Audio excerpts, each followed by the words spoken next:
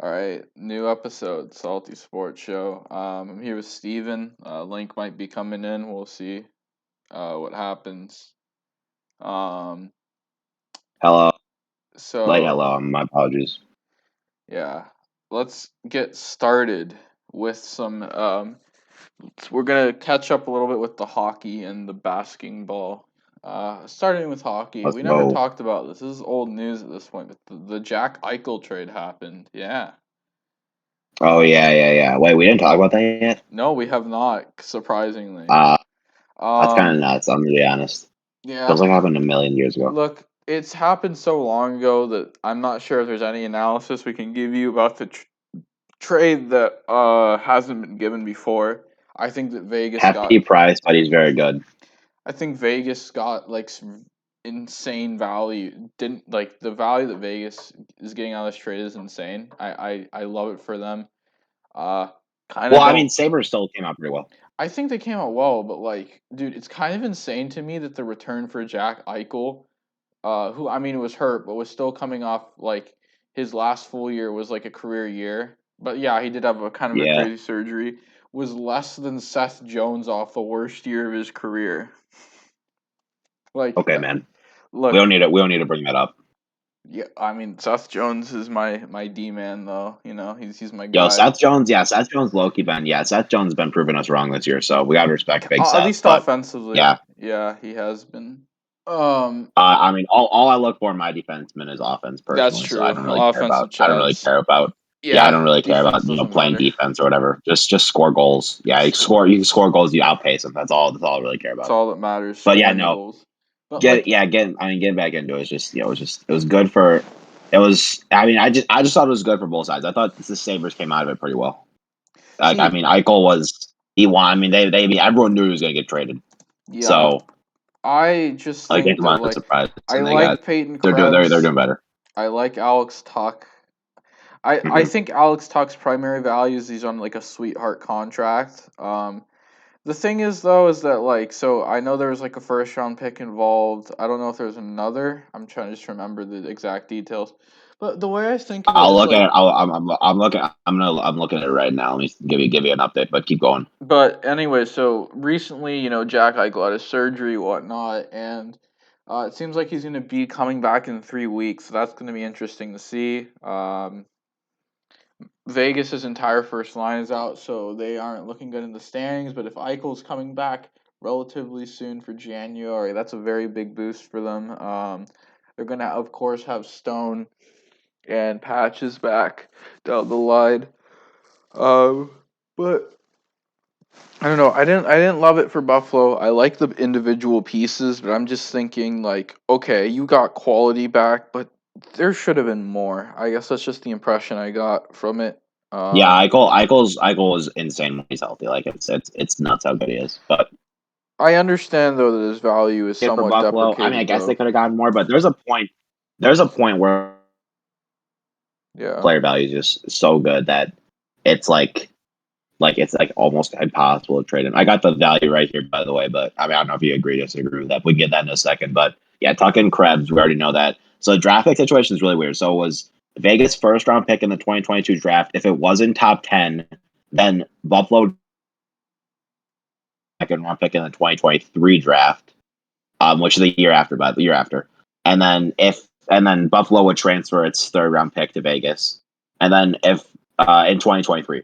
And then if Vegas's first round pick is a top 10 pick, then Vegas will give Buffalo its 2023 pick, its 2023 first and 2024 second, and Buffalo will give its 2024 third to Vegas.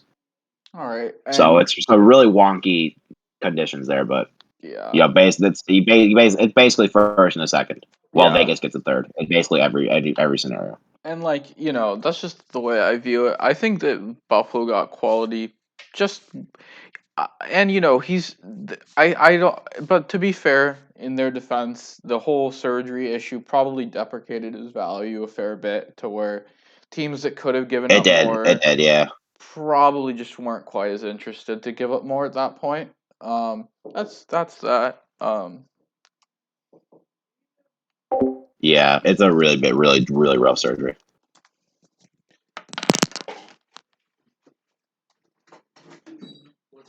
So,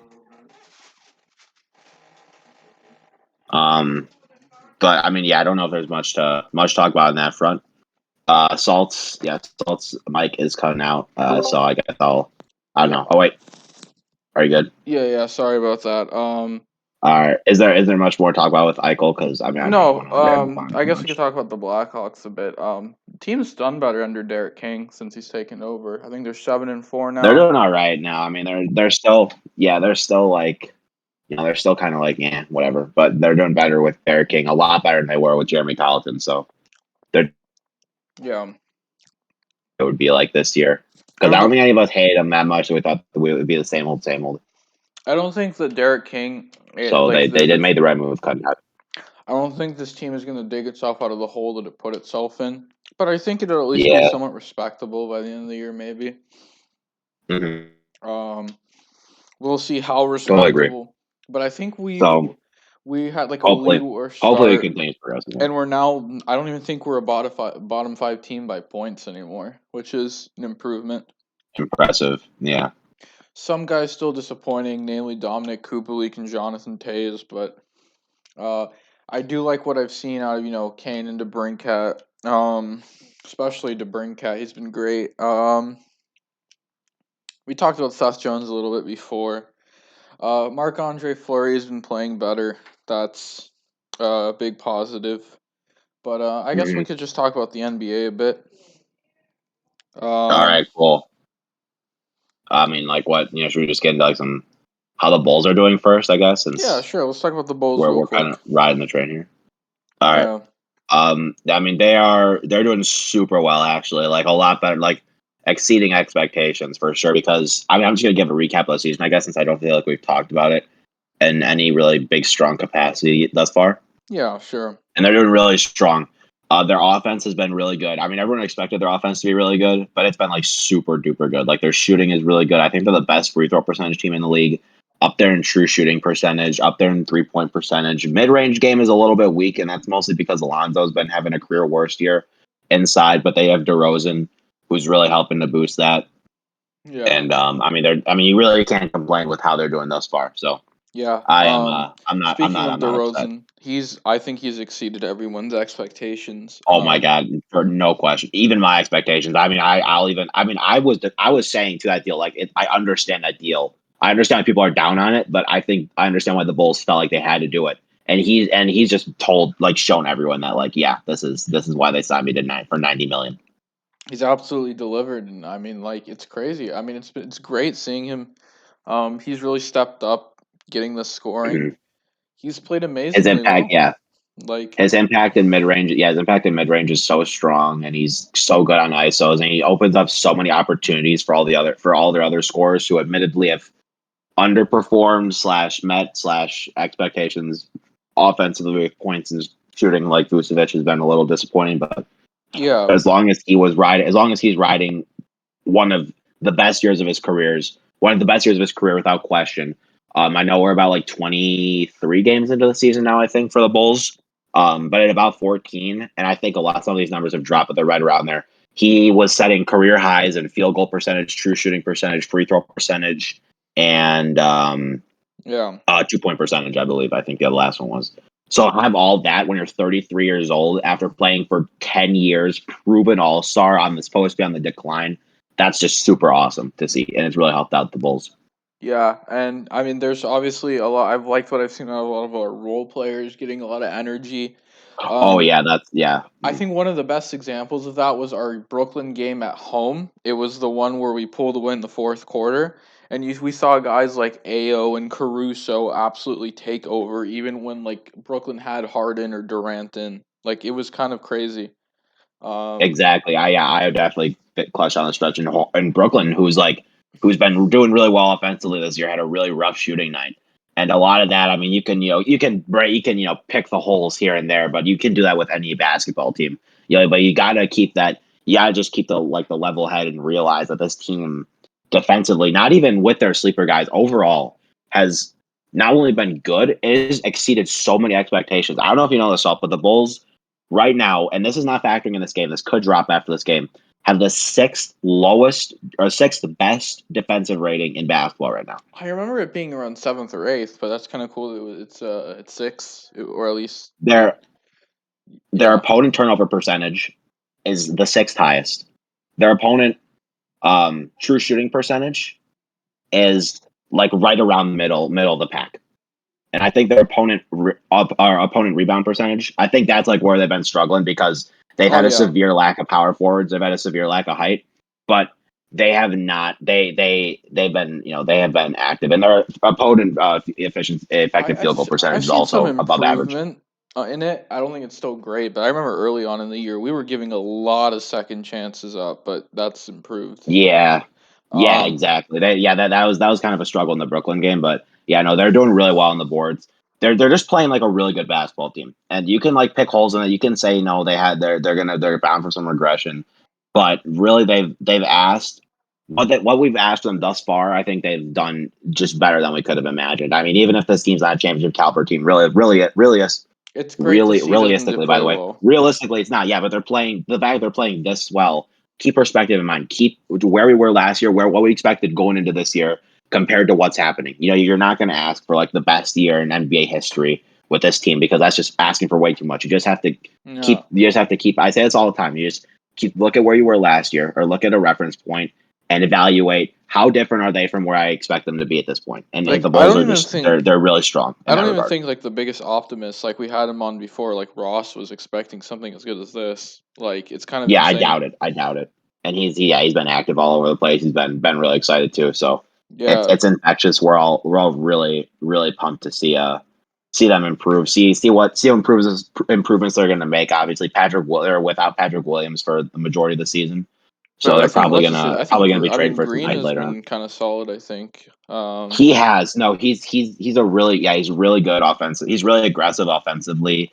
He's only 6'4", but he definitely plays like a power forward. I Yeah. mean, it gets kind of annoying having to match him up against like Julius Randle and all these like 6'8", 6'9" guys. But he meets the bill and he does everything he could want offensively really One of well. So my for a guy last but year coming in as like a two-way guy is yeah, really strong. but like So yeah, I sorry. think my like personal one of my personal favorites we talked about a bit earlier. I mean, everyone knows what Caruso brings to a team, but Ao like Mhm. Oh the yeah, energy, the yeah, defense, like it was insane. Like we were talking about that Brooklyn game. Those two specifically really sparked that run that we had where we were just going off. It was our bench against a combination of their bench. It started the run I think started they had Kevin Durant on, then they took him off, then they put Harden on. And I remember Caruso just mugged Harden. And that was the big turning point of the game right there. I think he might have yeah. I forgot if he dunked himself or he like passed it up to someone. Um, hey Link, uh, Who? but Uh, yeah, what's? I'm sorry. Yeah, where we're talking about the Bulls right now, Link. but if Just hey, giving a if brief this is summary. a I'm perfect not very. time, I'm not very surprised right now, considering. I mean, y'all both. I mean, it's a good thing. It's 100% a good thing because the Bulls are pretty damn good right now. yeah. Pretty Yeah, no, damn good. they're really fun to watch. Speaking I of, was going to talk about IO too. Just briefly, I just wanted to say I don't want to steal any of Link's thunder, and I don't know if I'm going to say anything salt that you haven't really said because you're right about the energy and everything. But really, what's stood out to me is that he doesn't play like a rookie in the sense that most rookies do. I mean, you certainly see some of those rookie mistakes out there, like the guys, he's getting adjusted to playing at the NBA. But yeah, 90% of the time, when he's on defense, he's playing defense. He's playing NBA level defense. You're not gonna ask much more from him than he has been doing. Offensively, yeah, he's a bit, he's getting some of those like open opportunities, but he's taking them.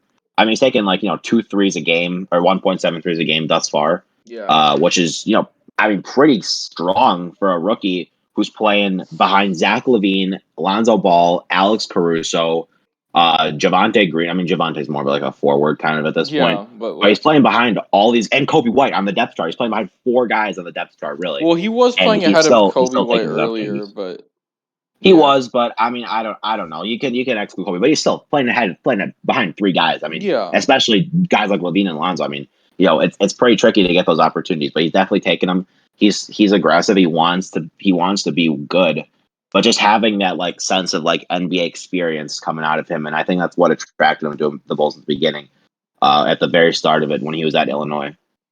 Is yeah. is just that professionalism, and to have that not only in a Bulls, in a let alone a Bulls guard. I mean, really, even like, I mean, how many? I mean, Bulls. I mean, we've had so many times where like Bulls guards would just get kind of lost in their mistakes, and so many games would just kind of get like fumbled away just based on that, and it would just keep getting worse and worse and worse. But I always just keeping composure. I think that's easy to do on a staff like this too. When you have Billy Donovan coaching, who's been pretty good so far this year, and when you have all these guys to rely on who are gonna Yeah. keep the game going for you, and just keep the pace, keep the momentum.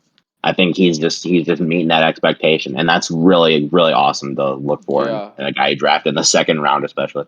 Link, I want to ask you. Let's a little segue.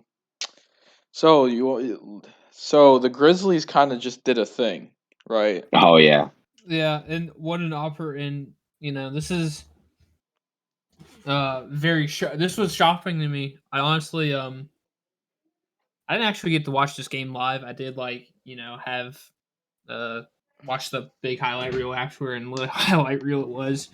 Yeah, this was coming about a week after losing our star player who's on who was on track to being one like he was at one point, I'm pretty sure, one of the best point shoot or one of the best paint shooters in the NBA, just Yeah. statistics wise and whatnot. Lose him to injury. I think he'll be back in January or no February. He'll be out for a while, but Yeah.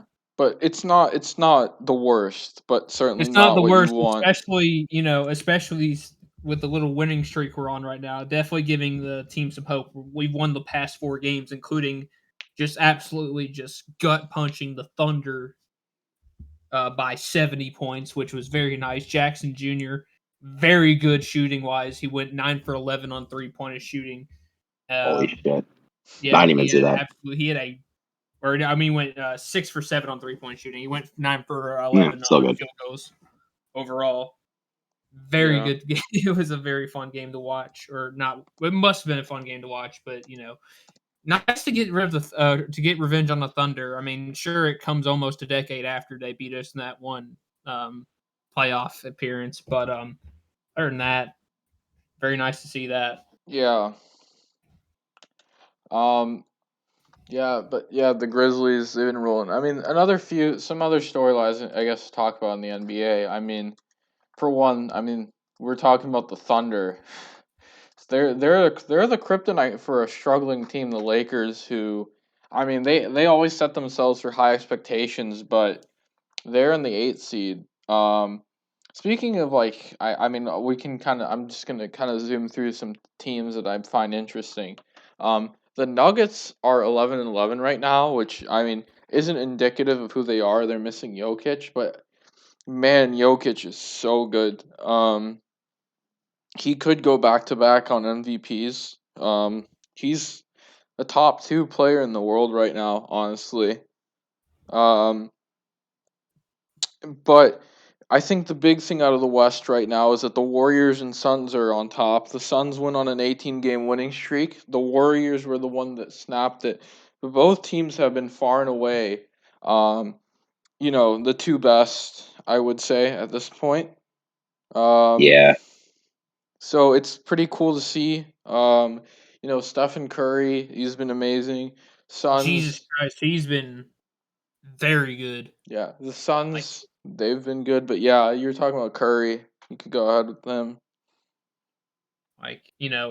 people thought. I mean, that was one of the bright spots of last year about even like watching Warriors games. Steph Curry, gave a show every night, and he's really, continuing to do that so far this year. But overall, the Warriors have been very good. Not just Curry, Wiggins is there. He's been playing well. A couple other players. I can't really think of the names right now off the top of my head, but I love I really like that Steph Curry is he's dominating now even with like the prime warriors a thing of the past because I mean it's enhancing his legacy and he's a guy that you kind of want to root for his legacy in a way. And I mean I think it's fair. It's entirely fair to start throwing his name out there as a top 10 NBA player of all time. I honestly agree. Like the way mhm. he is He's almost. I mean, this may be too much of a far fetch, but I think he's really like revolutionized the modern NBA with I the would agree. I mean, he's just really taken the opportunity, or he's really taken the concept of three ball and just it's spreading throughout across the league, and it shows statistically. I mean, teams are scoring the most points on average, like in the history of the NBA. I Yeah. mean, it's not common Mhm. for like scores to. I mean, even today, a lot of the scores, I mean, the Celtics beat the Trailblazers 145, 117. You would not ever see this, and that was in regulation too. Just wanted to take that out. I mean, you Yeah. would not see this in an 80s or 90s era. Just the Exactly. fact that and I think it really stems from like like I said, Curry and his impact, or a lot of being one of those really small size guys, but still making a lot of points, mostly off 3-pointers on you know um, whatnot. I can't really think of it right now, but yeah, I definitely agree with you there. Yeah. And you're talking about that, like, with the three ball. I mean, teams have figured it out. Like a mid range shot and a 3 point shot don't have a very big disparity in a probability difference. Whether obviously if you adjust for contested or not. Um, so why not take the extra? Why not just try for the extra point? It's even if it's not like even if there's a slight more difficulty to it, in the end, it's going to count up and be worth it. And I mean, Curry is a big part of that. He's led winning teams, and it's been an influence. And we've seen guys like Trey Young kind of come out, thanks to Stephen Curry and be more highly valued. Not to say that Trey Young, needed Curry to become Trey Young and be as good as he does, but it certainly helped him. Uh, Mhm. it certainly helped Trey Young, become valued to be picked high in the draft. Obviously, Trey Young Yeah. being as good as he has been helped that as well, but certainly he may have not just been as valued in a more old school outlook of basketball. Um, but both conferences been pretty interesting. The East though has been very crazy. I mean, the Nets are on top. The Bulls are half a game behind, who just beat the Nets. The Bucks have caught fire after a bit of a rocky start. The Wizards, they're on Yeah, they've 4. been. Mhm. The Heat, Yeah. 5. The Cavs.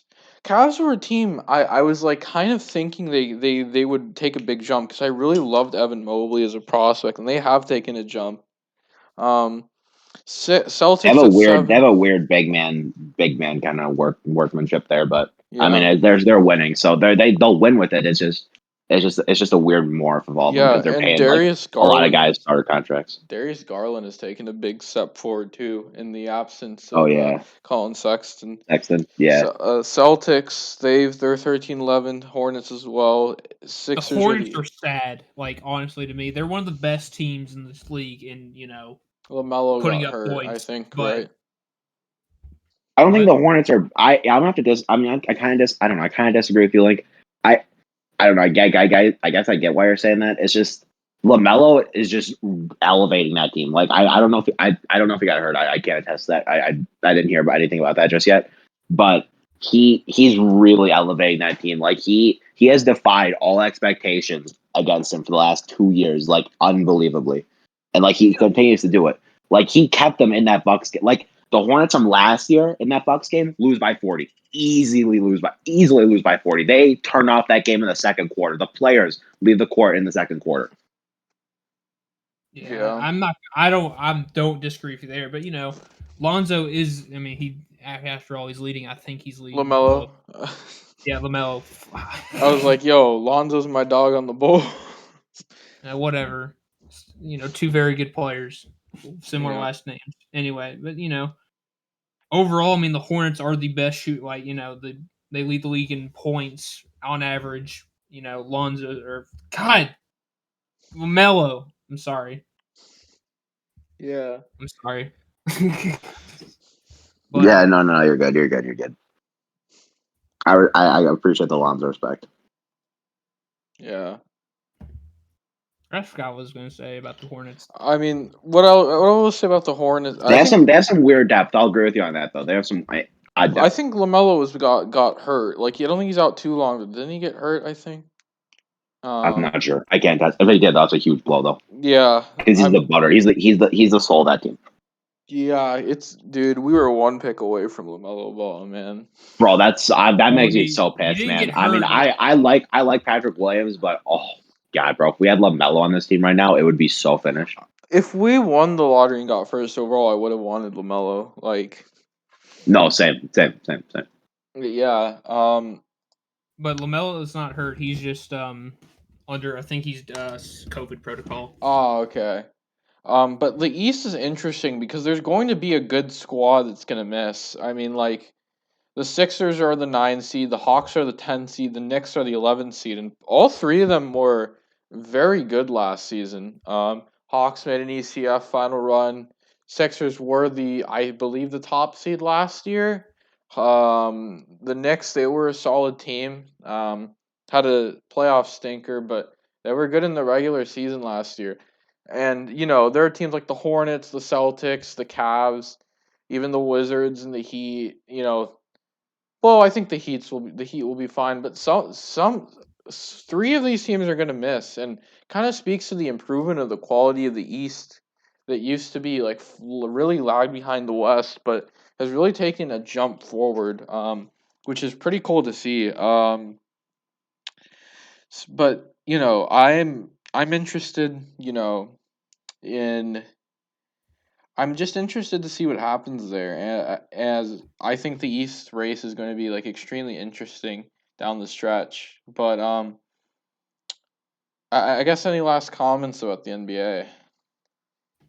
Nothing really. I was going to interject. I do kind of want to say this. You guys are talking about Curry and how like the NBA has evolved towards a 3-point shooting game. I think a lot of that too, and we're seeing that more now, is the big man, the versatility of the big man. Because we see like a lot now, Of a like lot of coveted big men Carl Anthony like Towns, Jokic. Yeah, like like Karl Anthony Towns, like Jokic. I mean, like they have like I mean, we look at like like Franz Wagner. Franz Wagner drafted last year. Like a lot of these guys, they're like they're traditional tall big men, but they play a really versatile offensive game. That's not something we saw back in the Jordan era or something. Like we will like back then we got Tony Kukoc and dude him as Shohei Ohtani. Like really, and now it's like you're so it's like you're valuing a big man less if he doesn't have a good outside game. yeah, and I mean there are going to be even guys that still play kind of like traditional. They still have like they're still decent outside. They're not No, they're great still like super Towns. valuable. Yeah, But like I yeah, yeah, think yeah, yeah. Joel Embiid, he can shoot the three decently well. Like he's not amazing. He's not like Towns. Exactly. He's not like It's just kind of Jokic. like a skill they look for, just the versatility Yeah, offensively, so they aren't just like one dimensional. yeah, exactly. But I guess if we want to go on, let's talk about the Did you hot. Yeah, talk yeah, about yeah. hockey? Yes, we did for a bit. Okay. Oh, but I mean, But, we could let you talk about a certain jersey that you may not like. I can tell you about a certain team I don't like. Sure. Yeah, Preds hockey is just like kind of we're so painfully like average. Just Uh, overall, it kind of sucks. I mean, we're moving up there. Forsberg coming back has been a great boost for our team, and we're kind of getting back in the groove of things. But I don't know. Saros is playing like he kind of did that last season early on, where it's not super impressive. He'll have a good game or two in between, but overall, it's he'll the let us. inconsistency of goaltending. That's Yeah, just how it is. exactly. But Um, glad to see Duche actually like play to his ability. yeah. You know, Mikael Uh, Granlund's also been a little special icing on that cake, and Roman Yoszi's always a top 10 demon. Don't mad at me. All right, so now the big news for Nashville, if you want to really call it big, but it's really big for me because after this announcement, I wanted to send a couple letters to a couple people over at Dia's design firm or wherever they are, um, because stadium series. I am fortunate enough to go to it. I'm unfortunate enough to see amongst the Nissan Stadium crowd a bunch of Stadium Series jerseys that happen to say Smashville on them and happen to be navy and gold. It's just one of the worst jerseys I've ever seen. Period. yeah. I think I could Tampa's were kind of nice, but I got so pissed off that I went out and went to like that one sports template website where they sell those like really nice hockey jersey templates that are like 3D and all that. I went up spending $40 on that, and then just because I swear to God, I have this idea in my head that sounds really good. If I only had the Photoshop skills to actually like put pen to paper, I'm figuring out. I'll get back to you on that. Yeah. But yeah. Other than that, I got really nice. Y'all probably already talked about the best, like the big hockey stuff, right? Yeah. We talked about a certain big trade like a whole month later because we haven't really talked about it. Oh, well, that's Yeah. fair. But I guess now it's time to talk about the hot stove. Oh yeah, Baseball. let's go. All right. Let's go. So, Steven, let's let you get the happy out first. Yeah, man. I was like, I don't know if you saw this. I don't think you did, Link, but I was like, my coping on Twitter was like generational. On like, man, it was like last like Wednesday or something. I You don't were remember. doing spaces of like not going to sleep until the Cubs signed Oh yeah, someone. yeah. Like, oh yeah, gonna die in here. Yeah, that was pretty generational. And then like when Michael Lorenzen signed with the Angels, I was like, man, it's over. We're not getting anyone. But they got that next day they went out, got Ian Gomes, and then they signed Clint Frazier to a major league deal. And then the big fish, day later, I think at night, Marcus Stroman announced on his Twitter that he was going to the Cubs. And they signed Michael Hermosillo right before the lockout began. So 4 acquisitions in 2 days or 3 days. Pretty good run. And there were talks about them getting Carlos Rodon or another big pitcher potentially before, but it just didn't happen. So I'm expecting them to be active continuing off of this. So we'll be here again, I assume. And the To talk Cubs are about it talking more. to another Carlos as well right now. They are Possibly. talking to another Carlos, indeed. Yes. So we are where we are where we're very active on the Carlos market. We're seeing how that pans out in terms of the North Siders. But for now, a lot of things to talk about. Which I mean, Stroman obviously everyone knows how good Stroman is. He's a really solid 2-3 guy. I think for a really solid like a team wanting to win the World Series. For the Cubs, he's gonna step in there and he's gonna come in there. He's probably gonna start opening day in all honesty, unless they get like a Rodon or something and he just has some fantastic surge and like how he's just back to how he was with the White Sox. But I don't want to assume that too heavily. Right now he's looking like it. And Stroman, the one thing I really like about Stroman, because I could gush all day about how ERA is so good, steam shifted away, all these buzzwords that I've been talking about him with before. But the one thing I really like about him is his willingness to keep improving. And he always talks about how he's like constantly trying to just understand himself better and getting a focused mindset. That's what he's been big on. But we look at like 2021, for example. We're looking at like, let's just look statistically just to quantify this, I guess. 2021, he had probably arguably one of, if not his best year pitching. And a lot of that was due to how his arsenal has expanded. He's adapted a cutter. He adapted a cutter like in 2019 and 2018 that got more usage. And he also had the new splitter that he introduced in 2021. So he had his slider, cutter, and splitter as his big secondaries. And he's able to use those well because he uses them in terms of neutralize different hitters. Like the slider he uses to like get righties to chase away. And the cutter and splitter he uses to get lefties. The splitter he uses to make lefties chase away, while the cutter he uses to get lefties in. So he's able to attack all these quadrants against all these types of handedness. And now again, that could get confusing. But having a game plan like that, it goes a huge way. And being able to adapt to unforeseen games or like some rough starts. And it was a big reason. I mean, he had a career low ERA in 2021. He had a career high in strikeouts, whiff percentage, and swinging strike percentage. He's a guy who's been getting better, and I think that's a lot of teams want to look for that in a guy because they always look for how they can help a guy out a little bit, even if it's some guy who's super good who doesn't need that kind of help. It's nice. It's really refreshing to see, especially a guy already as established as Stroman, that you could get that progression down the line. Or you could get that guy who's always going to want to mold his arsenal, and I'm just really excited at those opportunities, and obviously his energy and everything. It's going to be really fun to have him in the North Side. Other than him, Yan Gomes is a really good backup catcher, and he's gonna, if the DH is implemented, Contreras will probably get some time there, and Gomes will probably help him man the catching spots. They'll probably get some get some good platoon time there. Gomes is still a decent hitter, so I'm pretty happy to have him on the squad too. He's with Cleveland for a while too, so veteran knows the game, definitely hoping to help out some of the young pitchers on the Cubs. And Frazier and Hermosillo, decent depth outfielders. Neither of them might make the team realistically or be on the roster come next season, but it's fascinating.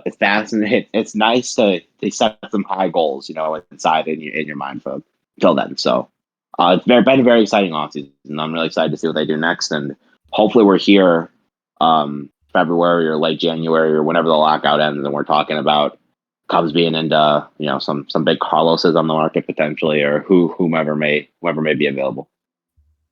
Yeah. So I mean, we were speaking, about like the Cubs market, but I guess this is we're talking about the Carloses. This is the perfect time to kind of review the shortstop market and how bad our predictions were for that. Oh my God, that was generational, man. Let's be And honest the here. market completely disintegrated a day after we made our predictions too. So let's be honest. Marcus Semien going to Texas ruined all of our predictions. That's just undeniable. Yeah, that was because that was just so unpredictable. Well, we didn't. We predicted it all before Semien even signed. So I'm saying that's why it ruined our predictions though, because that was such an out of the left. Because the expectation was that it was going to be Seager plus Story if they were going to go for 2 and not Semien. Mm-hmm. Yeah. So I was thinking, I think I said Semien would go. I think I said Semien would go to L.A. Nope, sadly. Said Seager to Texas. I got that. I said Correa to the Yankees. Still to be seen. I said Story to. I think it was either Philadelphia or Houston. That remains to be seen. Bias to the Mets, no. I mean, I think Lincoln and I both said the Mets. I think you and Ryan said the Tigers. So yeah. and then, am I forgetting someone? I think I named them all. Semien, Seager, You said Correa. Story. Semien, Seager, Correa. Well, Semien, Seager, Correa, Javi, and Story. Yeah, that's them all. I can't remember if I had Correa or Seager going to the Yankees. I think. I remember I remember that the agreement that we all had was that one was going to Texas and the other was going to New York. It's a specific one. I feel like I had Seager going to New York and Correa going to Seattle or something. That I want to say I had Seager going Story to Seattle. I feel like I had. Yeah. That I thought I had Story to Seattle though. I mean, Story to Seattle has looked increasingly more likely. Yeah, it is. Yeah, and I got Bias right. I did say Bias to Detroit. I said Semien to the Giants. That did not go very well. But I said going into it, I was like, that's my sleeper pick. I just want to hopefully be right about it or something. That went horribly wrong. But I think I'm bad in 1 for 4 though. Or 1 for 3 thus far. But enough about the predictions. Let's talk about what actually happened. So let's start with the Semien contract. What are we kind of thinking here? I mean, the 7th year was the big thing there. That was I think after he signed, everyone knew that. It's like Steven Matt. I mean, I don't even want to compare him to Steven Matt. The 4th year, it's just the security's big and it goes a long way. And and really kind of choosing between a bunch of teams who are really giving you very similar deals or give very similar evaluations. Just the one that's going to go the extra mile is just the one you want. And that Texas, and that makes sense because they're really hungry and they want to be competitive and they don't want to miss out on any big free agent. They'll be willing to go that extra mile if they must. And I mean, people could call it an overpay, but realistically, is the difference between Semien at 37 and Semien at 38 that strong? If we're looking 6, 7 years down the road, yeah, they're paying for Semien now. 2020, that 1 year difference, I guess it seems like a lot, but for Texas, really, I don't think it was, especially for a team with their aspirations. I think they're we're not going to lose out on this guy because of a 1 year difference when the contract is barely going to, we're not going to be paying for those years. And at the same time, they're not going to, their belief is going to be in Seager and Semien being building blocks along with their prospect core. And the way I see they spent over $500 million on that. And on that prospect core, they're not really gonna be paying anyone until that back end of that Semyon contract, if at all. I mean, I think perfect example. You might look at what's his face out of Vandy. Why am I blanking on his name? Link, help me out here. I'm blanking on his name. Who? Lighter rocker. Lighter. Yeah. Yeah. I was blank. Yeah, like Lighter. Like Yeah. they're not going to be paying him until like he's not going to be on the open market until Semyon his contract is over. Like people don't think it like those prospects that they have, they're not going to be paying them until after that Semyon contract is up. That could Mhm. change with the lockout and all the stuff that could come out of that, and we could talk about that in a bit. But I mean, it. I I I think I would understand for other teams like the Dodgers or like even going back to the Blue Jays why that seventh year would be problematic, but for Texas, I can see why it wouldn't be. Like Yeah, no, I totally agree. I don't We think were that basically on the same page here. I don't think the back end will bite them as much in the ass because they have much less that's going to need payment soon. Um, I think people are just worried more because like you can ask, if you're so concerned about Semyon's 38, like when he's 38 years old, how come you aren't concerned about them paying Seager when he's like 39? And I think what people are looking at there is like Semyon has a higher chance of falling off more quickly. So they're like, oh, they're gonna have that extra year and it's gonna be like a huge difference. I mean, realistically for either of them, it's not gonna be that significant because I think they're seeing Semyon as a product that's gonna be good for next couple of years, and hopefully along that brings at least some value down the road.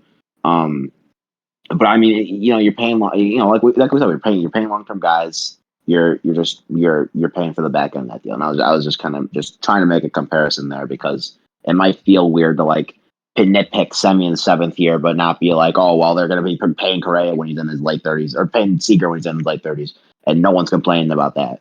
It's just because it's just the Semyon drop off. It creates some anxiety. It's understandable, but at the same time, I just don't want to. I don't think it warrants a severe reaction. yeah. As for I guess we could talk about the Seager contract now. I think people probably like it more overall, but they're paying him for 10 years, 300 million. Seems kind of fair on the market. It seems like I don't blame a guy for Seager for trying to get around that Lindor deal. Didn't get quite the term, so he didn't get quite the total money, but seems like a solid deal for him. I think he's gonna age well as a hitter. I'm a little concerned if he'll age well at short. I think he'll be at short for a good part of that contract, but those injuries, I feel like over time could turn him into a third baseman and eventually a DH in the long run. But he could still be extremely valuable in those roles, even if it's not as valuable as Yeah, being a short. Just those injury concerns. Um, I understand that. I mean, for me, I don't know. They're definitely paying for his health. They're definitely paying for him to expect him to put up healthy seasons. That's totally understandable because really, and yeah, and I mean, I'm not extremely concerned about his injuries. I mean, he's only 27 and he's still putting up these numbers. I also think his defense is. I don't know. I understand why people hate it. I think it's slightly overblown. I'm gonna be completely honest with you. I think he's totally capable of being at least a decent defender right now at I think his shortstop. league average at shortstop, but his the thing about it though is that the mistakes he make are just like super egregious when you watch it. Yeah, no, I understand. And I think in the long run when you're looking at that defensive value, I think the Rangers are going to take that floor and with the he's like a minus defender, but they're going to take that because his bat really can skyrocket. Like if he's fully healthy, he's totally capable of having like insane WRC plus numbers. Like Yeah, maybe not as good as he was in 2020, but definitely ones that would like be one that you'd look at being he can be $32 million a 130, year. 140. It definitely can hit Yeah, those. I could see that. Yeah, consistently, I really could. And I Uh, mean, they're definitely paying for that. I understand people saying it's overpay because there's just not a lot to work off of there. Like there's the health's been a little bit infrequent. The 2020 season kind of threw a wrench in all that as well. Um, but I mean, when you're looking at a guy like Seager, Yeah. You're looking at him. You're looking at his stats in the perspective of a full season, which might sound a bit biased and a bit just kind of inane, but it for a 27-year-old, it's valid in my opinion. Yeah. Um, and then for that was a pretty big one, and then I mean, Link, what do you think about kind of the Texas splurge here? We haven't really heard much from you about it. I mean, considering like, Texas was coming off a 100-loss season, definitely willing to spend a lot of money on stuff, and they did exactly what they on their mindset. I mean, like I said, man, they're Yeah. spending $500 million on these two guys in total. I mean, I'd hope it would go well in like you said, like y'all said, paying these guys until they're late Yeah. 30s, butt off, blah blah blah. I'm Yeah. just wondering, like, what about everyone else on the team, right? Because I mean, there's still like, I feel like there's still gaps, or they still need to, put some money somewhere else. I can't really describe it, but I don't know. I just don't agree with putting. I mean, of course, these are two quality ball players. I'm not going to get that wrong, or I'm not going to, downplay them. But like, Jesus Christ. And like you really have the most, like the best to say about this out of all of us, because the Braves just a few years ago came off of like generational farm system talent coming into, and they didn't really spend like the Rangers did before they got good. Trying to like really just get ready for the window and just get all the talent they can in a stacked market. So Yeah. I think your contrast there, your situation's unique to all of us, and I think I kind of am in the same boat a little bit because the Cubs did the same thing in like 2015, but that was just so far ago, so just way further along, and I think I'd remember far less than you, but I think you're in the best position here in all of us to judge, and I think you're totally valid in thinking that. I don't disagree with you at all. Yeah. Um, but yeah, it's kind of it's good to see a team actually spending though, especially with all the flexibility that Texas had. It is, yeah. It's really nice. I mean, I'm like, oh, good for them. That's what I'm saying. But I guess the question now, has anyone changed their perception on where Story and Correa would go since that last recording? Um, I said last time, don't sleep on any of the NL Central teams to get a shortstop in this market, and I think that's possibly intensified. I think I don't know. I'm in the kind of in the same boat. I'm like Yankees number 1, but that's mostly just because of the Yankees and they want a shortstop really badly, and they're good and they have proven to be big spenders. So it's all that adding up. It's like if you don't put them number 1, you're just being a little bit biased Yeah. or just being dumb. But I still think the NL Central is our big sleepers in this shortstop market. I mean, especially Yeah. now that all of them are taken off and none of them went there. Like let's be honest, 4 teams in that division have contending or at least 3 teams in that division have contending aspirations. Possibly more, possibly less. I don't Yeah. know, but I'd say at least 3. And out of those 3, I would say 2 of them, being the Cardinals and the Cubs, have shortstop holes. Have major, not I mean maybe not major, but have prudent need to get a strong shortstop like Story Correa. Yeah. Now that the rest are off the market, now that 0 of them went to the NL Central, maybe get a little bit more antsy. Maybe some of those talks start blossoming. But in terms of that, I don't think any other sleeper teams have really emerged. I think the Phillies also, you can kind of throw them in that mix of like teams who are going to be like really excited, really really going after. Especially now that the Mets are like coming on really strong. Yeah. I think they might get a little. They might try to. They're gonna try to make some splashes I think the big thing after with the the deadline, Phillies though is after the lockout. I feel like the Phillies, the thing that's held them back on the market is that they really need to get rid of Didi Gregorius's contract. Not They sure. do, They yeah. don't have It's enough not. have He's not under control for that much longer though. It's like 1 more year. Yeah, but I think they certainly want to regardless, but I think my perception has been I've heard a lot of buzz about Story to the Mariners, so I think I might kind of like that.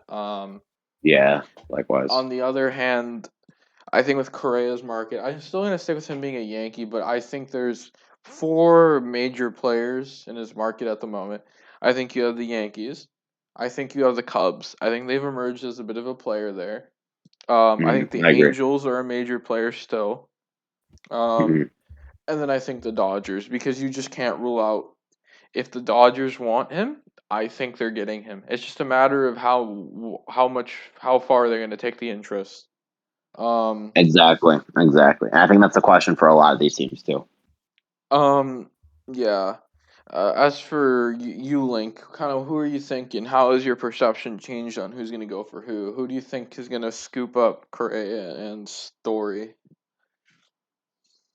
I'm still a firm believer of Correa going to the Yankees. All I right. think that's probably the move for them. In terms of player number 2, I gotta think about that. I'm still not sure. All right. Um, but I guess in the meantime, I guess we can talk about the pitching market. Um, a Yeah, for sure. bunch of big signings. Max Scherzer, the big one, went to the Mets, who I think they were willing to add an extra year, like you're talking about that security. That was the big difference maker, and so he goes there rather than a return to the Dodgers. We talked about Stroman, Mhm. Kevin Gosman went to the Jays. I believe Robbie Ray went to the Mariners, Yeah. right? Yeah. Yeah. I guess if there's Both of them about the same 5 years, 110 million.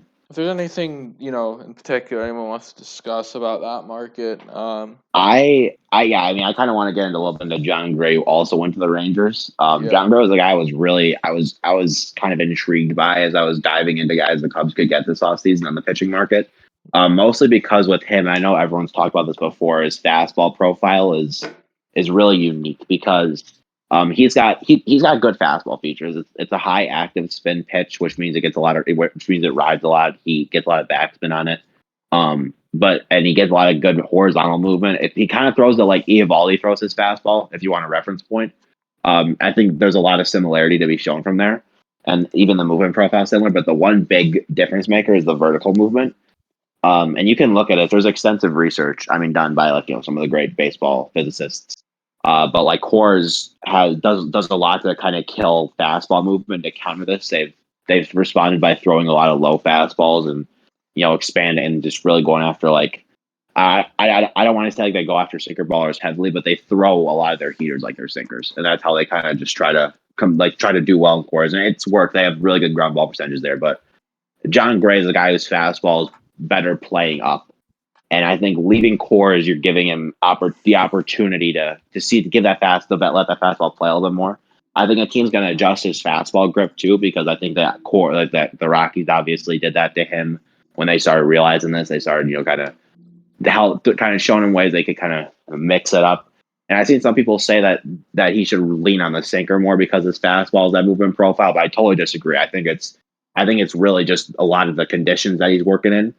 And now that he's in Texas in a different spot in a more neutral area than Coors, or at least not affected by altitude as much, you're going to see more improvement on the fastball.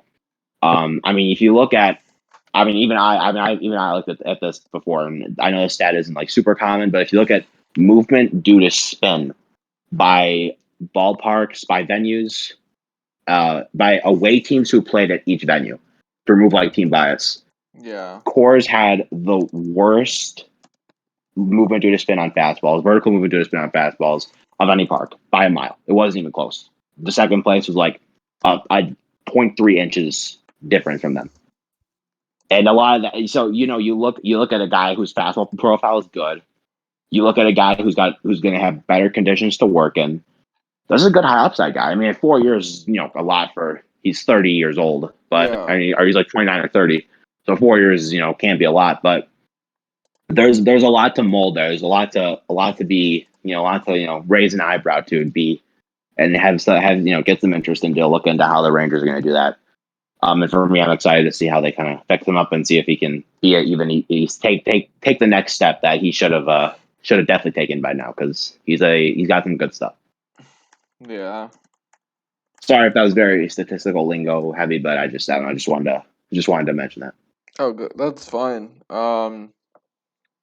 But yeah, pretty interesting market. Some big pieces remaining around. Correa's story, Chris Bryant, um, Anthony Rizzo, trade Freddie Freeman. That was an interesting one. The Dodgers and the Yankees both linked with him. I think at this point he's going to be a Brave. I think the reason why Freeman may have considered those other teams, um, Mhm. was because of the It'll impending be interesting to see how lockout. it pans out. I think it was the impending lockout. I think he probably wanted to sign that before then, but I guess they just neither probably went on and satisfied him to sign before it. Um, Mhm. I think I think Freeman will probably return at this point. I mean I'm just repeating myself, but yeah, if he was gonna leave, it was going to be because he wanted security pre-lockout. I think at this point he's gonna be a Brave. Um, Yeah, I think I understand that. I'm not sure what you think about that link, but I think the Braves have also I, been linked. They've been monitoring Matt Olson in case he leaves. If you kind of want to say anything about that, I don't know. whole Freeman thing, like I did not really think that he would sign anywhere. I'm pretty sure mostly using the, oh, I may go to LA, I may go to New York, maybe probably because I can try to get a better deal in New York or in Atlanta. I mean, Yeah, Atlanta's management Yeah, certainly yeah. is very shrewd and doesn't like to give out big money. oh no, they're notoriously, well, not notoriously, but they're low key kind of. They're pinching pennies. Exactly. Yeah. I mean, yeah, no, they have all the incentive in the world to sign Yeah, Freeman back. So this is the spotlight's kind of on them at this point. So yeah, we're all anxiously watching to see what goes yeah, on. dude. I hate that they have Acuna on such a fucking cheap contract. And Albies, it's so annoying. Albies too, but more so Acuna. Well, Acuna's it's hell because he's so good. But If they yeah, I let mean, the fact they locked them both up is just insane. if they let Freeman walk, that's going to piss off a lot of season ticket holders, and probably Oh yeah, oh yeah, that's something you don't really, especially after the World Series win, and it's like, oh yeah, we're just gonna, the hometown hero that contributed a lot to that World Series run. Yeah, we're not gonna give him the money he wants. Jesus Christ, shut up, just pay him what he wants. Christ, exactly, tired. exactly. Totally agree. yeah, Ah, well, they'll probably just end up with Luke Voigt, and the Yankees will get medals, and so everyone will win except for Lincoln Braves fans. Hey, the Braves did sign some, a nice reliever, I guess. We got Kirby Yates on a 2-year deal. Oh yeah. I forgot about that. Yeah, no, he's kind of like a reclamation project at this point because of how injured he's been the last few years. Oh But yeah, man, this when is he like was healthy, he was so Salt can talk about how good he was when he was healthy because he had to face him. yeah, yeah. I But mean, he I'm was not. I electric. know that. Like, I remember reading when we signed him. I was like, wait, didn't that guy just go get Tommy John or something? It's like, oh yeah, I did.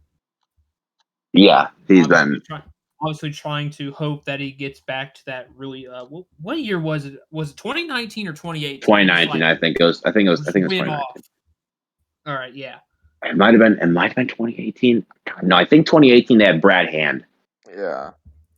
That was their Um, big thing. They had traded him to Cleveland, and I think 2019 was when Kirby really started to come alive.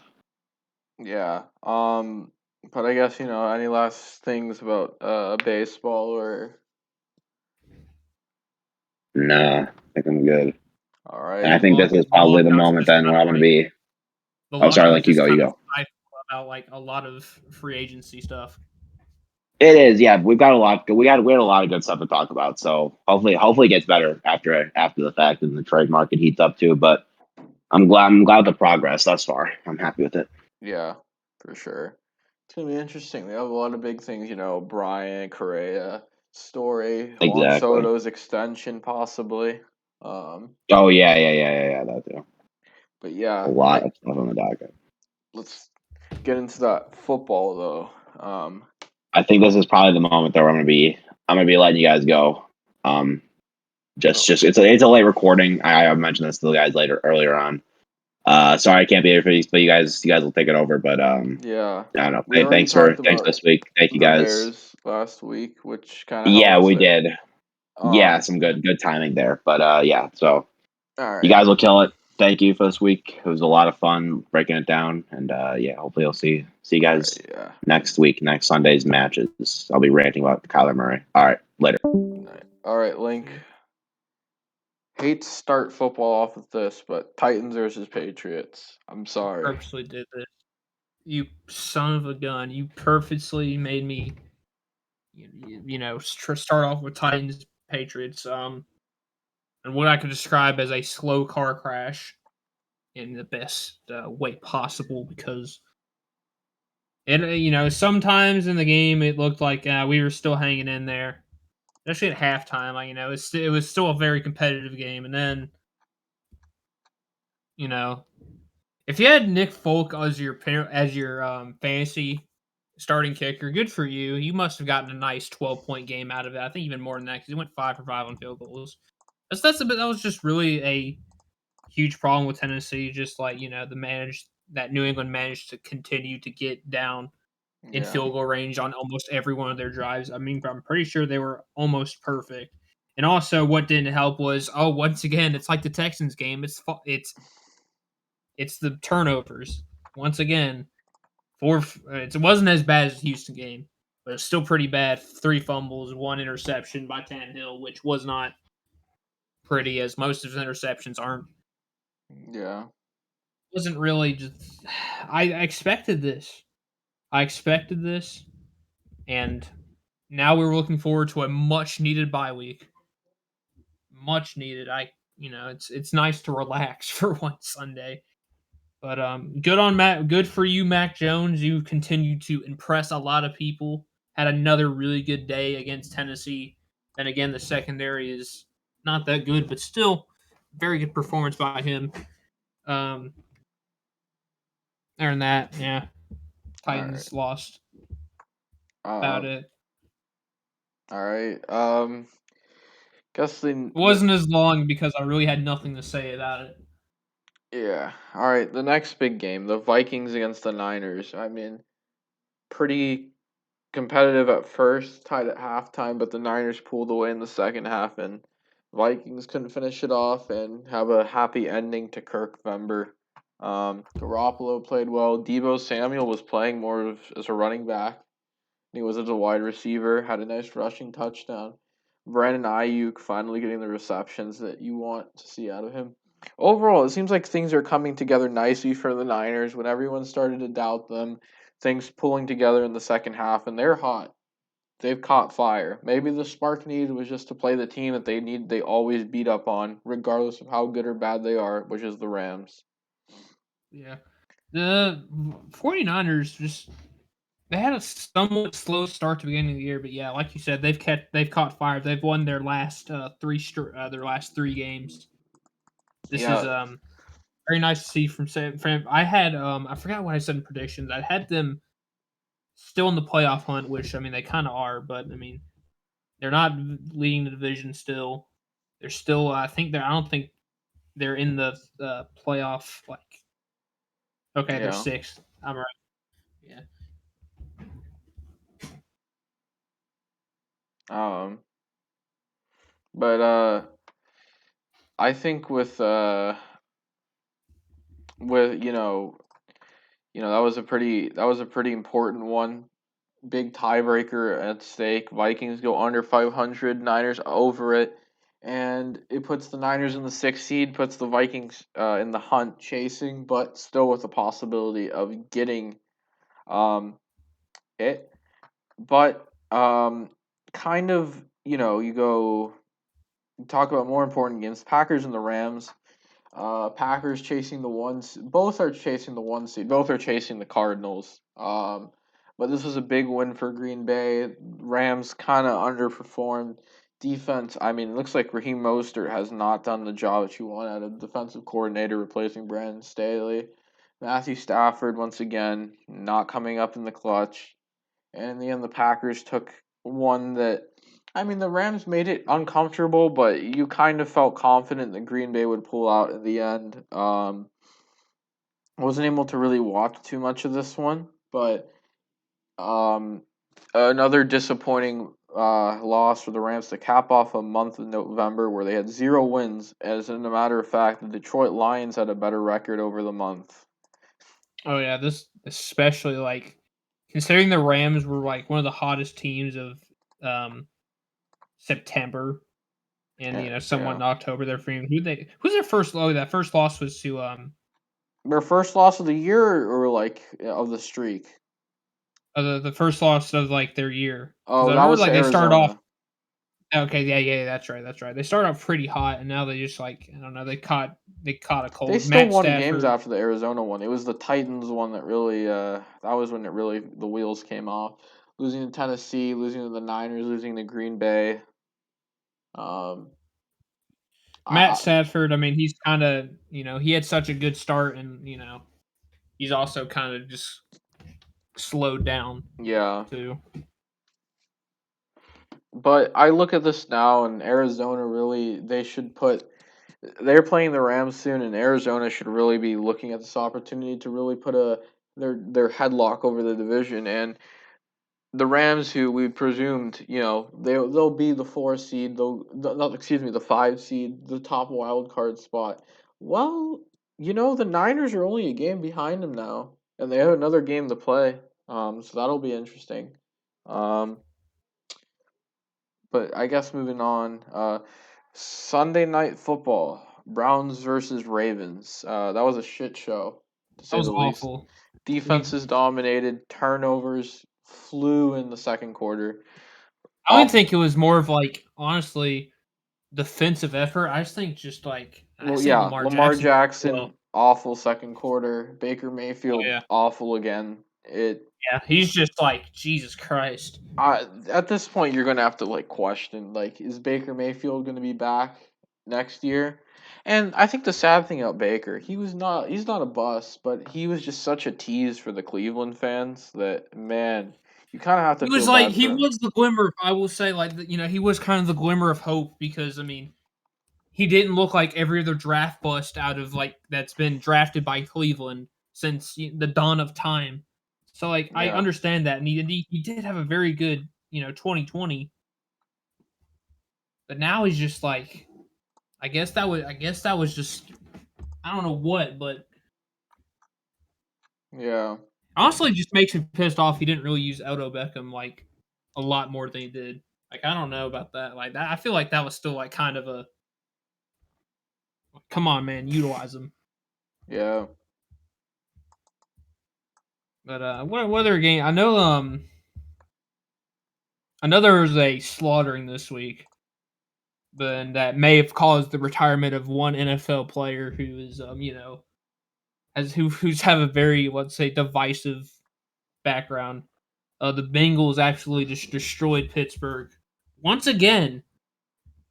Would Yeah. not believe I'd be saying that, but This is once the again second time took this care. year, and well, it's been announced that they believe Ben Roethlisberger is going to retire at the end of the year, but just a dominant performance out of Cincy. Joe Burrow played well. T. Higgins was the big receiving threat on the day. But Joe Mixon was truly the guy that took over in Cincinnati and just absolutely dominated Pittsburgh. I don't think there needs to be much said about the game more than that. I mean, the Bengals just dominated, the Steelers lost, but now the Steelers might not make the playoffs this year, and the Bengals are looking in good position. So that's going to be that's a very interesting one to look at. But another kind of key game here. The Eagles were on a bit of a hot streak, and there were some talk that if things go the right way and they could take advantage of their easy schedule, that they could certainly put some pressure on Dallas. But they just had a massive, massive misstep, losing to the Giants. Couldn't get it done on the last drive. Frankly, that the last drive wasn't on Jalen Hurts, but frankly, on a lot of other drives, he was awful in the red zone, awful in Yeah, the what big situations. And I mean, what can we say? But the Giants saved in a weak NFC race. They're slim. their marginally slim playoff hopes, and the Eagles have just taken a massive misstep, which has not only taken put in back on their doubts, put their doubts back into the minds of everyone, but has actually put them down out of second place behind the Washington football team, and certainly they could slip to last soon. As the Giants do, as it stands, have that tiebreaker with them. Um, so it's going to be interesting to see kind of what happens there. But I think when that was a big game. Daniel Jones and Jalen Hurts both got injured, I believe, during the course of the game and will miss their next ones respectively. Big blow there. Jalen Hurts questionable, I think. I believe they confirmed that Gardner Minshew is starting the game. Oh well, huh.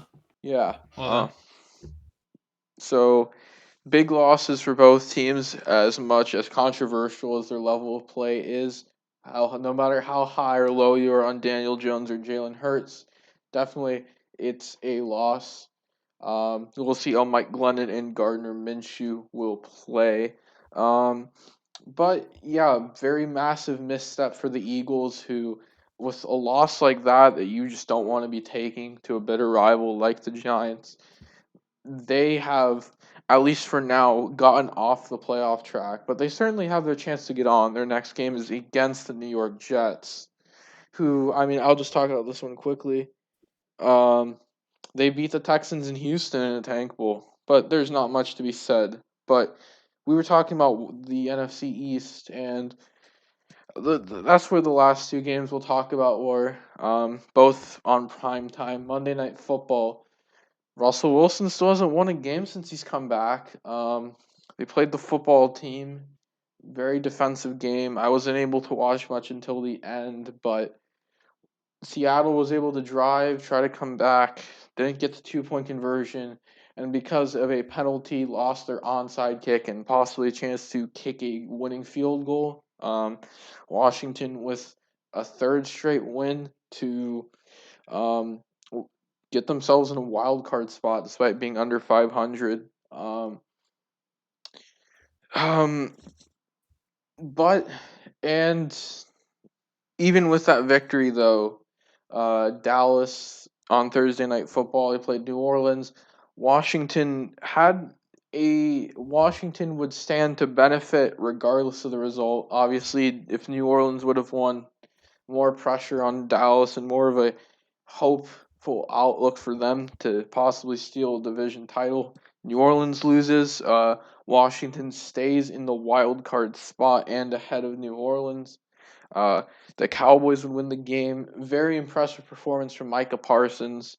Trevon Diggs looked very good, and people are now going to go shit on him because of a garbage time play. But I don't care because you play soft zone in garbage time. It doesn't matter. Um, point. but Micah Parsons, Dak Prescott didn't really have his best game. The receivers really took over. Like Michael Gallup, CeeDee Lamb, and Amari Cooper all had those wow moments. Especially Michael Gallup's touchdown catch. But the defense was the story. Had many picks on Taysom, including a pick six.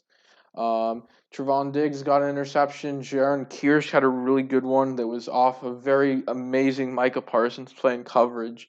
Parsons was dominant today, and this was probably his best game. Which, and I mean, when I say best game, I mean the best game he played at middle linebacker, because there's Parsons' best game at edge rusher and middle linebacker, and he did a lot of everything. He did a lot of pass rushing. He did a lot of coverage, and he played all over, and he was dominant. And I think he's gonna get some Defensive Player of the Year votes. He certainly deserves some.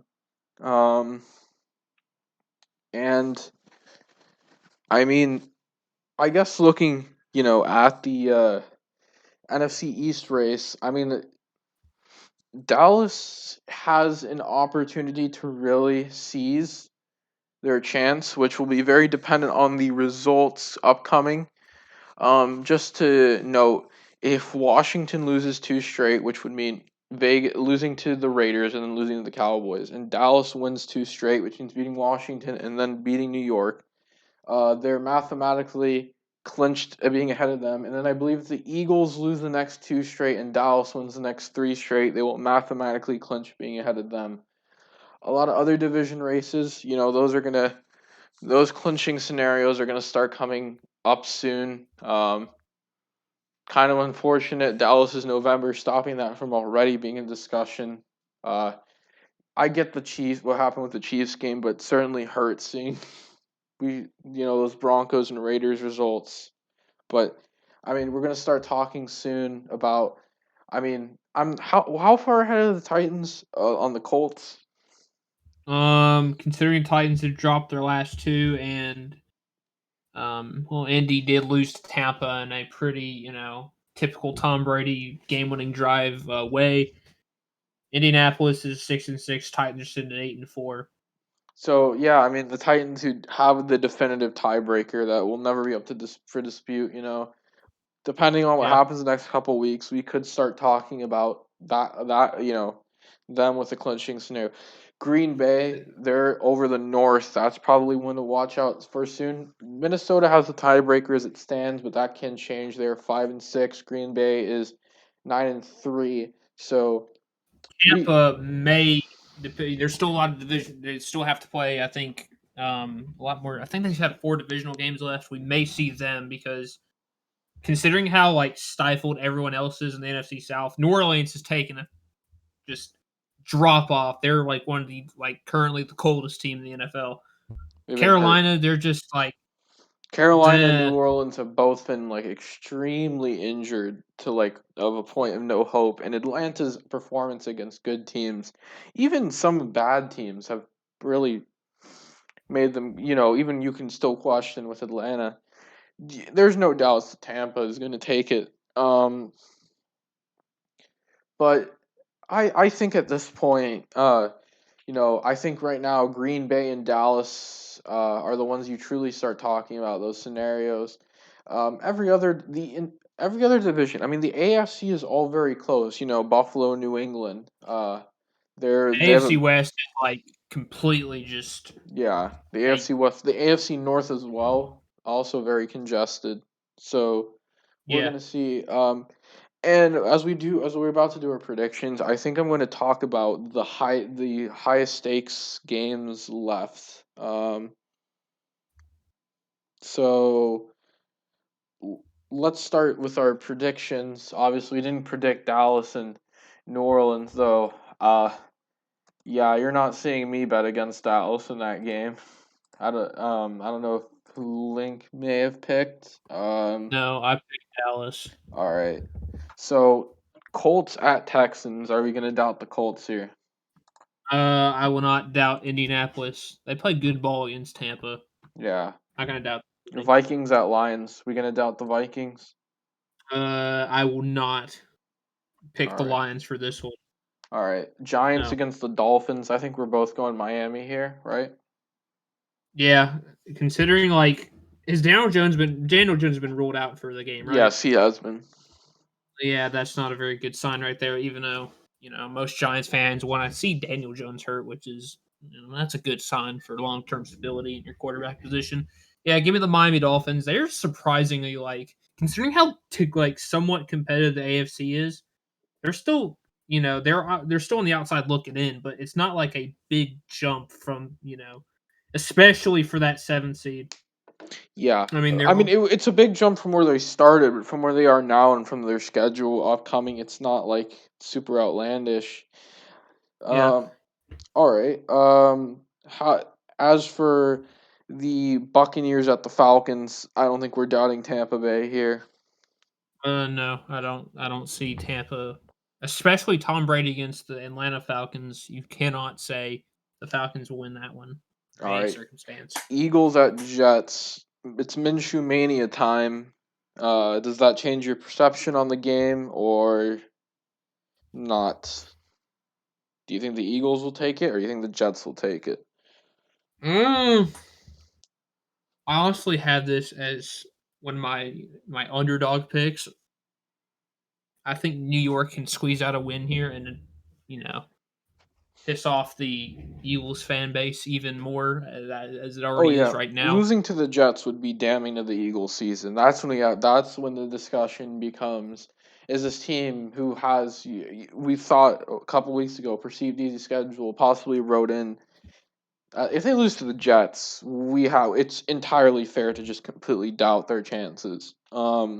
Considering the fact, so like it's funny to me how the Eagles have played the back-to-back New York teams, also the back-to-back New York teams that also have some, extra first-round draft picks. So like the urge to win is, you know, not really risk-free or not really, as much of a risk because you still have, some extra draft picks to burn or trade or depending on wherever, Yeah, where everyone else stands, the, whatnot. and the Eagles But themselves have those extra picks too.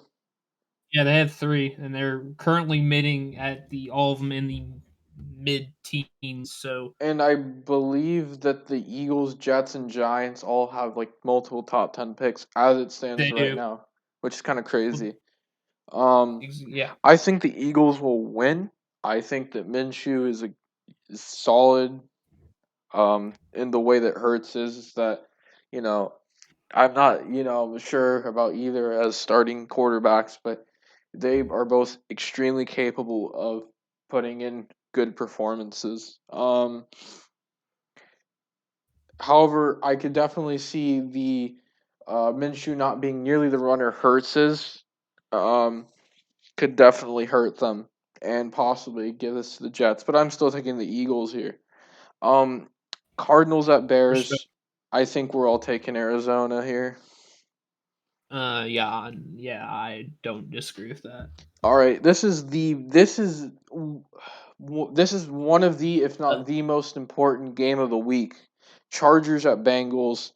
I think the Ooh, ELO rating for this in importance was 98, or it might have been 96. I might be confusing it with Bills Patriots, but both of them extremely high stakes. But this one for now, and we'll get to our prediction for that later because that's a prime time. So we'll get through all the other ones first. Are we going Chargers or are we going Bengals?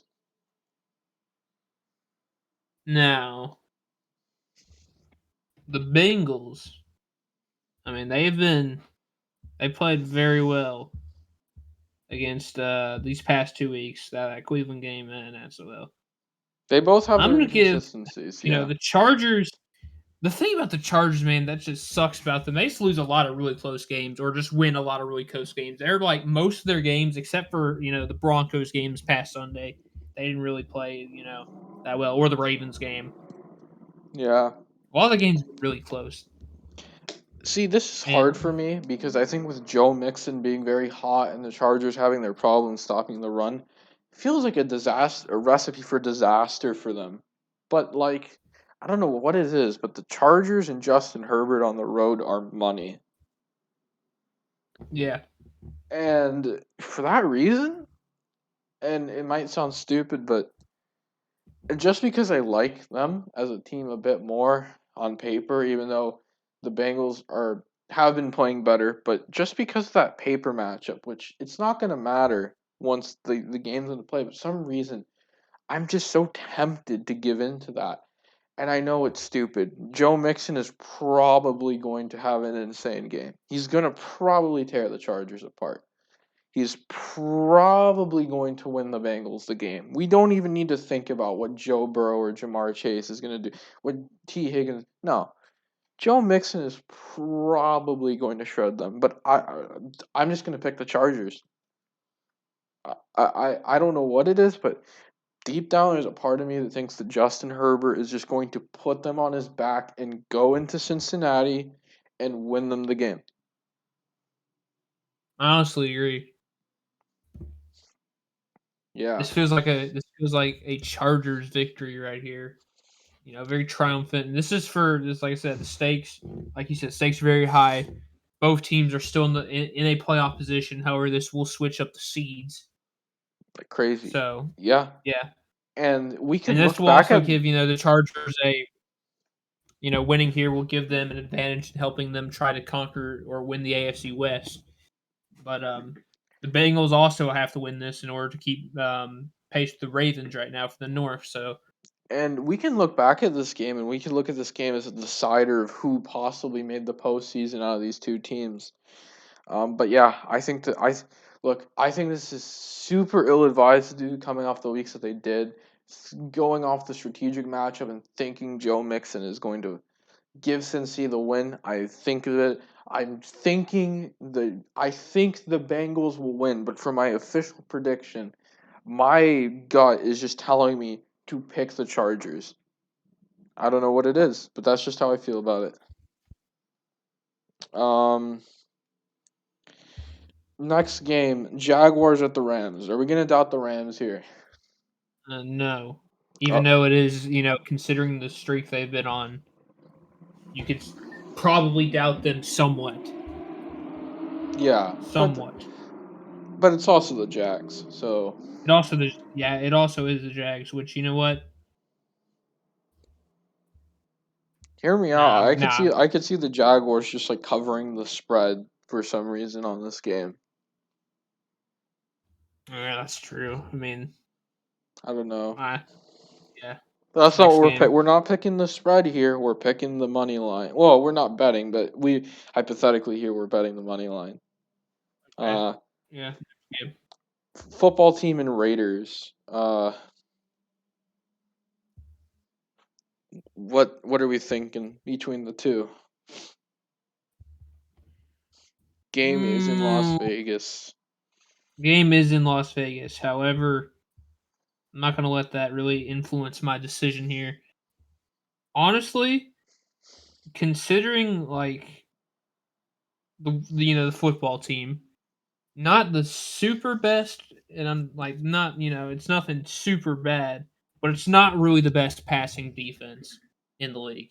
Yeah, Going up against a team that Philly Havers head, very pass heavy with Derek Carr still under the still quarterback for Raiders. I think that's gonna be a huge mismatch. I'm gonna give the Raiders the win here. yeah. I'm gonna go with the Raiders. I mean, the football team defense has been hot, but just give me the Raiders. Um, I think Derek Carr is gonna. I think they have a spark win, and I think Derek Carr and co will ride the high another week. It's Raven, also a pretty big one, or like a pretty kind of important one because Washington's still trying to stay in the NFC wildcard hunt, and the Raiders are still trying to keep pace in the West and also an AFC playoff spot. yeah. As for Washington, you if Washington wins this game, losing to Dallas next week. Well, hypothetically, if they do, okay. Well, let's just say this: if they win this game and they beat Dallas next week, they have a solid shot at the division. Whereas if they lose this game and then lose to Dallas next week, they are not mathematically, but they are pretty much screwed.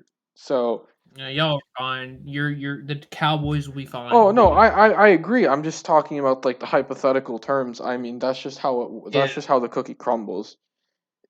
yeah, If but Washington they go on a 2 game winning streak from these next 2 games, and they're in a very good position. If they go on a 2 game losing streak here, oof, it's very ugly. So they are playing, you know, two very big games on the year. Next one, Ravens at Steelers. I think the Steelers have some losses. I don't believe T.J. Watt is playing. So Ravens won an ugly one, and I know it's in Pittsburgh, and I know, the emotions might be running high with Roethlisberger out, but I think with T.J. Watt not playing, I'm gonna give it to Baltimore. yeah. I haven't actually seen like any news about TJ, so I think he's still out. But yeah, it's going to be a very entertaining. Probably going to be, I guarantee you, a lot of penalties in this game, just for the fact that the stakes alone. Give me the Ravens winning. I think this will be a low-scoring Baltimore victory, but yeah. 49ers at Seahawks. Um, I could see this being a game that the Seahawks can turn the page in, considering that they, in somewhat of a convincing fashion, beat the Niners the last time they met in San Francisco. But I think now that the Niners have hit their stride and the Seahawks are faltering more and more, I got to go with the Niners here. I'm going with the Niners here, and honestly, like I want to hear your take on. Is it time? Has Do you think the whole Pete Carroll thing should that is this it? Is this I the think last I season we're think I seeing think him? this is it. I don't think Seattle is gonna fire him. I think they're just gonna let him retire in quotes. But yeah, Honestly, I thought it was considering how the Seahawks have been and the USC job being right there. Honestly, come on, you're yeah. not you put two and two together, but yeah, it's not anymore. But yeah, he'll retire most likely. Broncos at Chiefs. I think I'm picking Kansas City. Maybe you are. I don't know. I'm surprised Denver has managed to hang in there for now. They had a good start, but I honestly contributed that to their weak schedule and just not really playing anyone. Yeah, However, they've beat a couple good teams. I will yeah, not. They beat yeah. the Cowboys a couple years. I know you don't want to be reminded of that. And then they They beat the beat Chargers. they beat the Chargers, but Kansas City. There's also one of those teams that almost had an opposite problem where they had a pretty slow start, and now they're starting to pick up some good wins. They beat the Packers on in Arrowhead. They just massacred the Raiders. They beat the Cowboys, and I'm going to give them the win over Denver right here. Yeah, I think that the Chiefs are hot, and while their offense outside of that Raiders game hasn't been the most consistently hot, I think yeah, I'm gonna bet on them. And then I think we might have, if Chargers Bengals isn't the most high stakes game of the week, well, certainly Patriots Bills is. Who Uh, knew? the Bills, they have shown flashes of their potential, but haven't completely lived up to it. Patriots, on the other hand, on fire after that loss to Dallas, haven't lost since. Um, Who knew? who's taking it? I mean, what we're seeing here is that this game may be the most influential in that AFC East title race. So Not only the East title race, but maybe the number one seed in the AFC. yeah, I and that can't, I can't. The thing about this one is you can't really decide for oh yeah, what happened in the first matchup because this is the first matchup between these two teams, and it's really shocking to me because Buffalo was projected to, or and we both predicted that Buffalo was gonna most easily win the division, but the yeah, Patriots have given them a run for their money, and now they have to deal. Buffalo, they thought the boogeyman and Tom Brady was gone. Now they have to deal with Mac Jones, who's he's been playing well. very good. I'm thinking, you know, you were talking about New England being very close, and in some parts, it's New England being better than we thought. But I think in more ways than that, it's that Buffalo has struggled in more games than they've needed to, and lost games they shouldn't be losing. Oh Uh, yeah, there's a couple like the Tennessee game. I should have won that. yeah, they made the right play call. Allen just slipped there. The Pittsburgh game, week one's chaos. That's a game that, I mean, you play that any other week, they could win. I mean, but they just didn't there. They lost to the Steelers, and I mean, They then lost to the Jaguars, losing the dude. Jaguars. That's a crazy fluky game. These are games that they should be winning, and they just aren't winning. Um, so you know what? I think that they looked a lot better against the Saints. I don't like Brian DeBoer much, but the Buffalo defense in itself is crazy good. It's amazing, and I think this is a game that's going to be close. I don't think we're going to see the offense fly, but I think that Josh Allen is going to play well enough to guide the Bills to a victory here. And I know they just took a big blow losing Trey White, and we're going to have to see how they adjust to that. I like some of the other corners they have, like Johnson. The Patriots aren't a team that has as good as a guy like Kendrick Bourne are. They aren't going to have they don't have that super elite number one receiver that's going to exploit the loss of Trey White like crazy. It's still going to be a problem for Buffalo, but I think that the Bills are going to come out on top, especially being at home. Being against, I would say to what Bills fans feel is their most hated division rival, and they'll win that game. What are you kind of Yeah, thinking there? it's gonna yeah. I mean, I think you've hit the nail right there. Two very good defenses. You know, almost kind of This feels honestly like going like really. I'm surprised we're seeing a playoff match this early because I feel like that's going to be the intensity when it comes I to this game agree. because this could set the pace for the rematch in Yeah, in in middle Foxborough. December Yeah. in Foxborough. So um this is good. This is probably the toughest one for me all week. Um give me Buffalo. All right.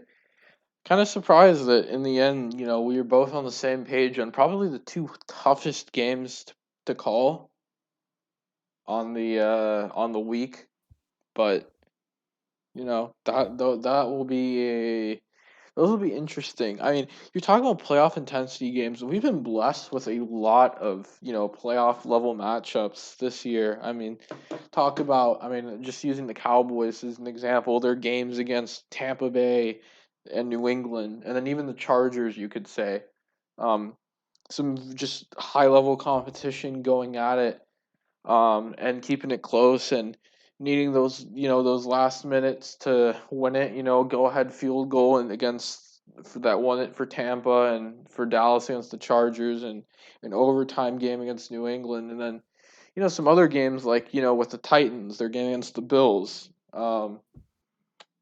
And then as for just some classic games. And you're talking about those playoff intensity games. I mean, I'm trying to just think of more examples. What's I'm trying to just think here. I mean, you had that game, I mean, it's more of that division rivalry thing, but that Vikings Packers game, those are two teams that can both be in the dance.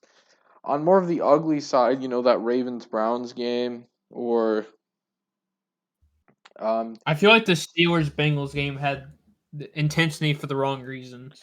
yeah, and Like it then was intense because like oh my god, like I guess like really the rush of the fact that the Bengals just like for I don't even remember the last time this happened, but just whooped the Steelers twice in the same year. yeah. But there's been a couple other really nice like The one last week between the Buccaneers and the Colts, we didn't really talk about that much. yeah I said something about it typical Tom Brady nonsense. He Yeah, leads a nice drive for a touchdown, but yeah, and then just trying to think of more games. Arizona against Green Bay. That was a lovely game. that was too good for Thursday night. It was too good for Thursday, and Green Bay Steelers would. Chargers like from last not Oh yeah, last week but Steelers the week Chargers. before that Yeah, was a good one. on Sunday night. That was a very good one. I mean, yeah, just a lot of high quality games this year, especially on prime time. Oh, Baltimore, Kansas City. That was a good one. Oh yeah, that was good. For some reason, the Giants Chiefs game also like for some reason delivered on the in a weird way. Yeah, but like a lot of prime time has been surprisingly good this year. Like, Yeah, Green Bay, San Francisco. That's another one. I know we're just kind of just going off and naming them, but that Green Bay, San Francisco one that kept me on my toes. yeah. Um, but yeah, just prime time. Like I said, I mean, I'm just saying it a lot, but it's delivered this year. Lots of high quality games. We're probably forgetting some. But Yeah. it's been an interest. This both college football and the NFL have delivered like crazy this year. I mean, just lots of great games, lots of twists and turns. It Um, also delivered me headaches and thanks to college football. yeah.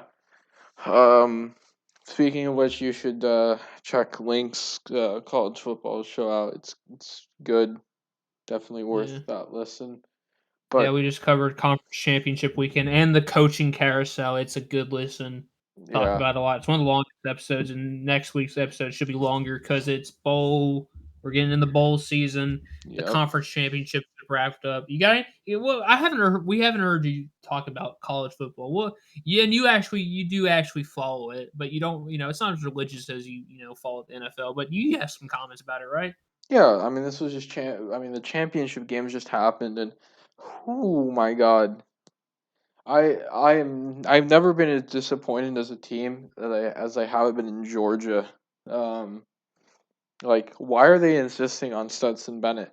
They could put JT Daniels in when he's That healthy. was literally one of my biggest concerns. Like I said it on the show. That was one of my biggest concerns about Jordan is the fact that Bennett can't throw a football. And what do you know? I was right. I was right. You just wonder. Like, they could have won today if they had JT in.